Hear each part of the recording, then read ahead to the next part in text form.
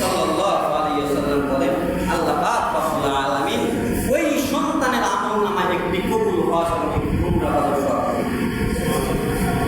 কেন আল্লাহ পাক রব্বুল আলামিন পিতামাতার মর্যাদা দিলেন? দেখেন পিতামাতার মর্যাদা কতটা।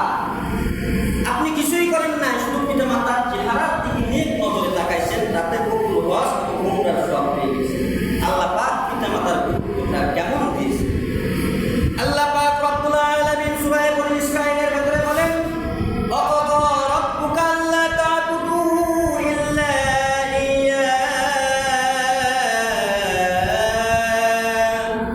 এ পৃথিবীর মানুষেরা রে, তোমরা কারো ইবাদত করিও না, কারো বন্দেগী করিও না, কারো উপাসনা করিও না, একমাত্র আমি মাওলার ইবাদত বন্দেগী ব্যতীত। আমি মাওলার ইবাদত বন্দেগী করার পরে সঙ্গে সঙ্গে তোমরা যার খেদমত করবা তিনি আর কেউ না। ওয়াবিল ওয়ালিদাইনি ইহসানা।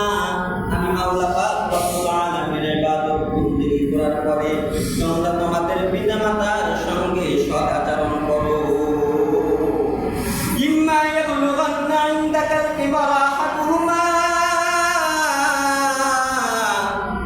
যদি তোমার পিতামাতার মধ্যে থেকে কোনো একজন যদি বার্ধক্য অবস্থায় পৌঁছে যায়, আউকিলাহুমা, অথবা যদি উভয়জনই যদি বার্ধক্য অবস্থায় পৌঁছে যায়, ও পৃথিবীর সন্তানেরা রে, ফালা তাকুল্লাহুমা, ওই বৃদ্ধ পিতামাতার সঙ্গে এমন আচরণ করিও না, এমন ভাবে কথাবার্তা বলিও না যাতে করে তারা কষ্ট পেয়ে মুখ দিয়ে উফ শব্দটা বের করে।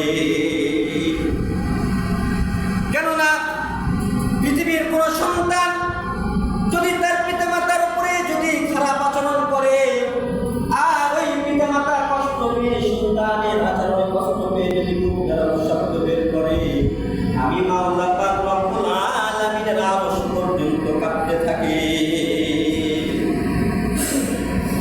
বরঞ্চ পিতামাতার সাথে কেমন আচরণ করবে? কওলান কারীমা, নম্র ভাষায় ভদ্রভাবে এমন বিনয়ের সঙ্গে কথা বলবেন যেমন ভাবে আপনি ছোট ছিলেন, ছোটতে আপনার পিতামাতা যেমন ভাবে আপনার সঙ্গে কথা বলেছেন, ঠিক তেমন ভাবে আপনি আপনার আব্বা আম্মার সাথে আচরণ এমন ব্যবহার করবেন। কিন্তু খবরদার এমন আচরণ করেন না যে আচরণে পিতামাতা কষ্ট পেয়ে মুখ দ্বারা শব্দ বের করে।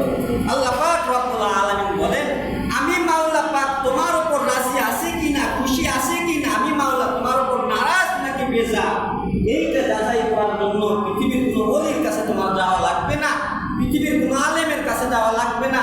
তুমি যদি দেখো তোমার মা বাবা তোমার প্রতি সন্তুষ্ট, রিজাল রাব্বি রিজাল ওয়ালিদাইন, তাহলে বুঝবা আমি মাওলা তোমার প্রতি সন্তুষ্ট। আর যদি তুমি দেখো তোমার পিতামাতা তোমার প্রতি অসন্তুষ্ট, তাহলে সাফাতুর রাব্বি সাফাতুল ওয়ালিদাইন, তাহলে বুঝে নিবা আমি মাওলা তোমার ঠিক।